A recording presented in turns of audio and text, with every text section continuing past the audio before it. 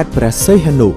ជាខេត្តដែលមានសក្តានុពលសេដ្ឋកិច្ចនិងទទួលបានការវិនិយោគច្រើនជាងគេក្នុងចំណោមខេត្តតំបន់ឆ្នេរទាំង4ដោយក្នុងនោះមានការវិនិយោគផ្នែកទេសចរណ៍មានការរីកចម្រើនគួរឲ្យកត់សម្គាល់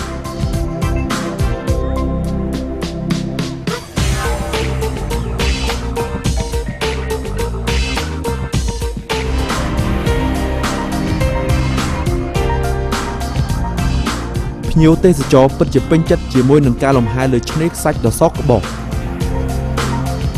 ការមុជទឹកមើលផ្កាថ្មការកម្សាន្តនៅរមណីយដ្ឋានលើកោះ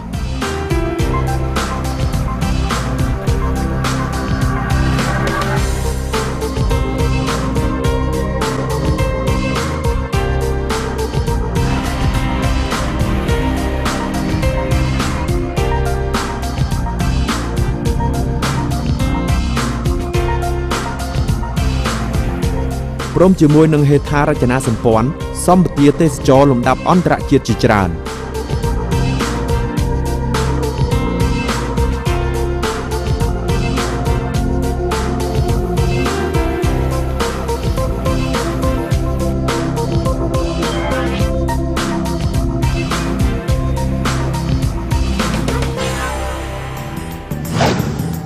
ខេត្តកំពត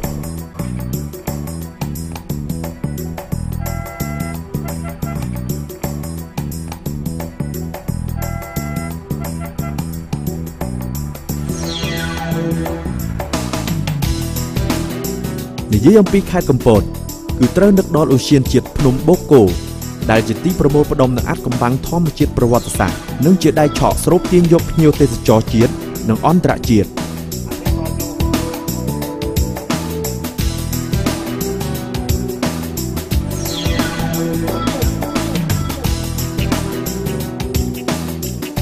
លើសពីនេះភ្ញៀវទេសចរអាចទស្សនាផ្ទាំងចម្លាក់សិលាធម្មជាតិនៃរូងភ្នំ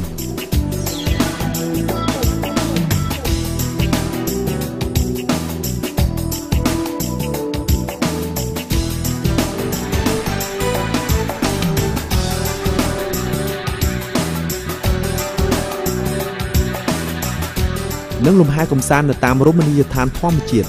ដែលស្ថិតនៅប្របតាមបណ្ដោយមាត់ឆ្នេរ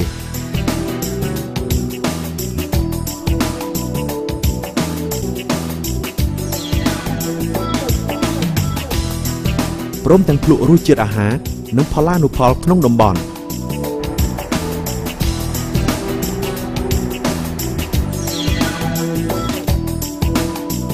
ខេត្តកែប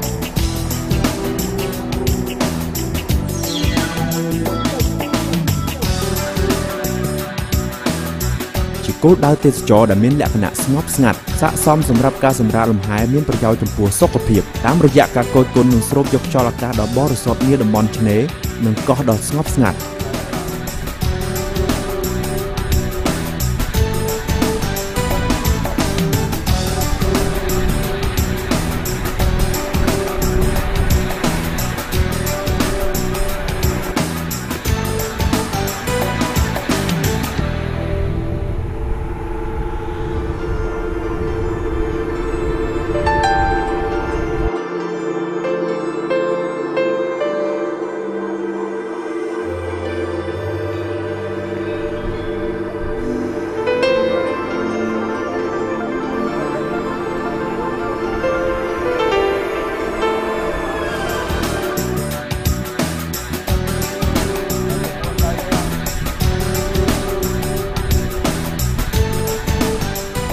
ព្រមទាំងការដើរកម្សាន្តក្នុងចំការម្រេចដែលរំលេចចេញនៅបរិស្ថានបៃតងដ៏គួរជាទីគាប់ចិត្ត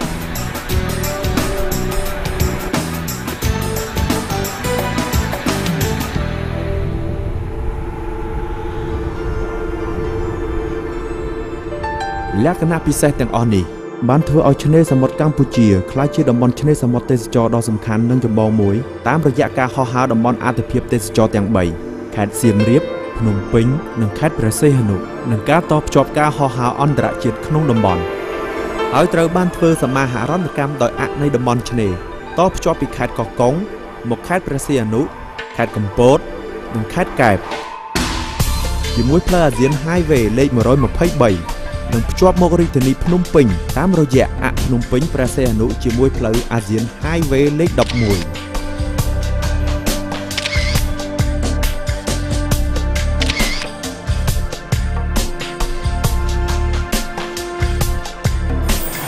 ឆ្នេរសមុទ្រកម្ពុជាតារារះនាទិនិរដី Cambodia Bay, the rising star of the Southwest. កម្ពុជាព្រះរាជាណាចក្រអច្ឆរិយៈ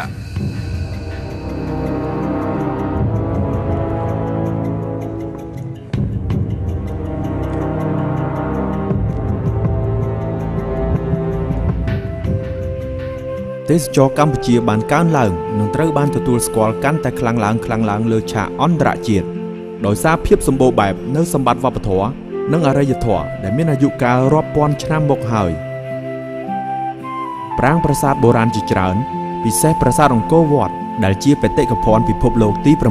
7 និងជាហេតុដែលកម្ពុជាត្រូវបានទទួលស្គាល់ថាជាព្រះរាជាណាចក្រអច្ឆរិយៈ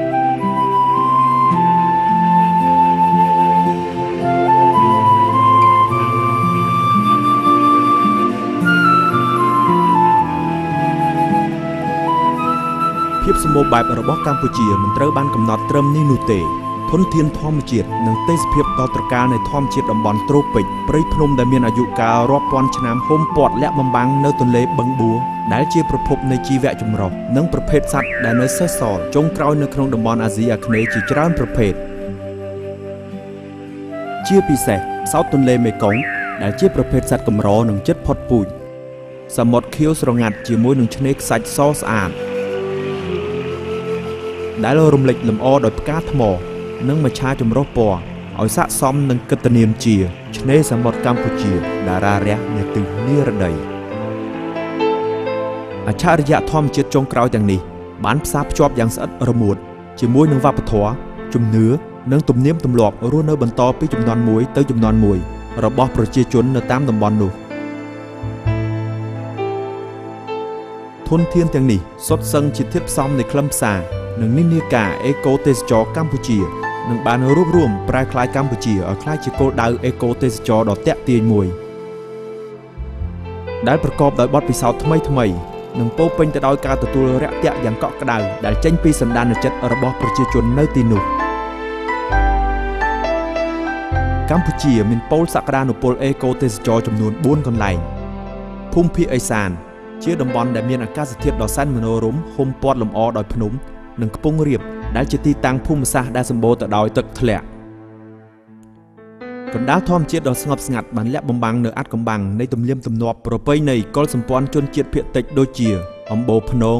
គួយសំរ៉ែអញ្ចឹងសហគមន៍សម្រាប់បរិយាឡោមមាន5ភូមិមានភូមិភ្នំភូមិសិលភូមិលកោភូមិលូនភូមិគ្រីពីព្រោះគេថាឲ្យជនជាតិដើមភាគតិចមករស់ស៊ីនៅកន្លែងហ្នឹងពេលភ្ញៀវគាត់ចុះមកលេងឲ្យពួកខ្ញុំក៏នាំគាត់មកកំសាន្តទៅលេងទឹកធ្លាក់ទៅមើលស្ពានយោលមើលផ្ទះគុណកន្លះគុណកមុំផ្ទះគ្រួសារជនជាតិក្រឹងចារបស់ដែលខ្ញុំលក់នេះជារបស់របរជនជាតិភាគតិចតម្បាញដោយផ្ទាល់ដៃបាទមើលសម្រាប់ភ្ញៀវបរទេសគាត់ចាប់អារម្មណ៍ដូចជារូបស្ត្រីស្ពីកផាហើយកាន់ឃ្លោកនេះជាទម្រង់ប្រពៃណីរបស់ជនជាតិដើមភាគតិចពីមុនមកធ្វើចការអុកសឿអីហើយដល់គេបង្កើតរមណីយដ្ឋានជួលកាទៀងទឹកភ្ញៀវកម្រៃបានមួយថ្ងៃបាន$10នៅក្នុងក្រុមអេកូទេសចរធម្មជាតិដែលយើងមានសេវាកម្មស្នាក់នៅសេវាកម្មនាំភ្ញៀវមានកន្លែងកំសាន្តផ្សេងដូចជាភ្ញៀវអាចទស្សនានៅដំបានដែលជាលក្ខណៈជនជាតិដើមភាគតិចកន្លែងខ្ញុំនេះក៏រៀបចំផ្ទះសំណាក់តែយើងមានភាពខុសប្លែកពីគេគឺថាវាស្ថិតនៅក្នុងព្រៃឈើព្រៃព្រឹក្សា I'm here in Cambodia up in the wilds of the jungle up in the far northeast of Cambodia and it's one hell of a beautiful place to be because of the greenery and just the atmosphere and the clean air ប្រជាពលរដ្ឋឲ្យមានការចូលរួមដោយសារថែរក្សាហើយគាត់មានសេវាកម្មផ្សេងៗដែលយើងអាចរៀបចំ កិច្ចការងារដើម្បីបង្កើនរកប្រាក់ចំណូលបន្ថែមទៀតគាត់ចូលរួមនៅក្នុងការអភិរក្សការពារទាំងអស់គ្នាហើយដំណើរទស្សនាចរនៅតាមច្រករបៀងធម្មជាតិនាត្រើយខាងកើតដែលនៅអបប្របនឹងខ្សែទឹកទន្លេមេគង្គស្នាក់នៅនឹងភ្លក់រសជាតិអាហារប្រពៃណីខ្មែរប្រចាំតំបន់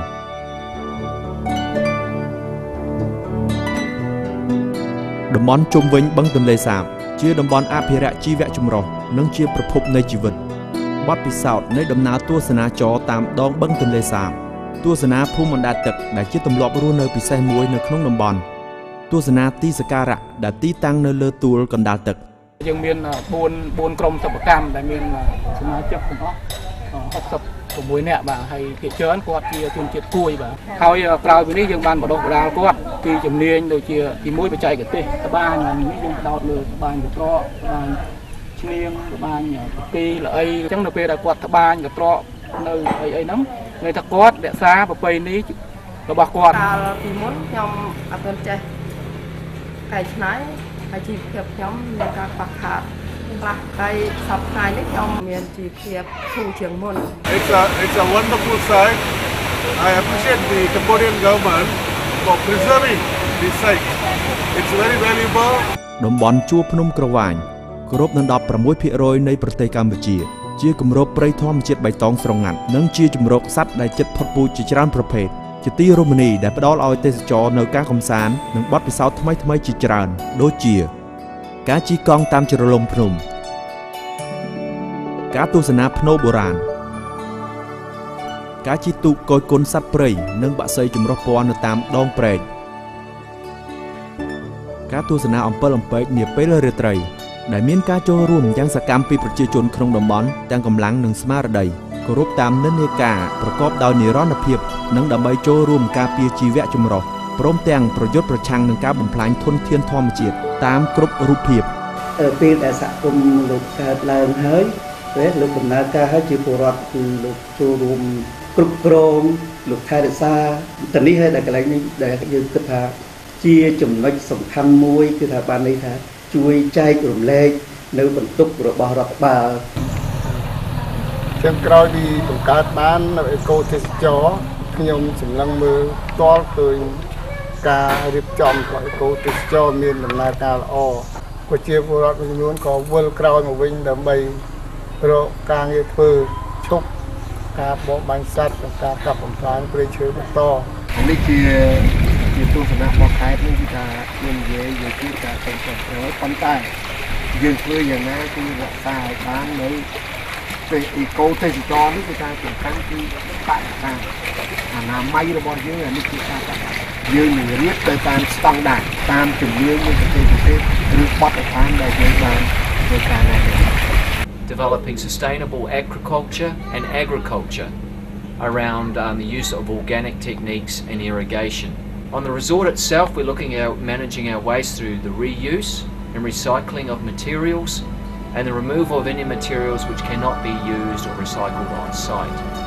ឆ្នេរសមុទ្រកម្ពុជាតារារះនាទិសនិរដីជាគោលដៅអេកូទេសចរថ្មីជាមួយនឹងការអនុវត្តទស្សនៈទានថ្មីកំសាន្តលំហែជាមួយនឹងរមណីយដ្ឋានធម្មជាតិដ៏ទាក់ទាញនៅតាមបណ្ដាកោះនានាជាមួយនឹងសេវាកម្មលំដាប់ថ្នាក់អន្តរជាតិតែក្នុងបរិបទវប្បធម៌ប្រពៃណីធ្វើដំណើរកំសាន្តតាមអូសៀនជាតិនិងស្រូបយកខ្យល់បរិសុទ្ធនិងសម្រាកលំហែនៅផ្ទះស្នាក់តាមបែបប្រពៃណី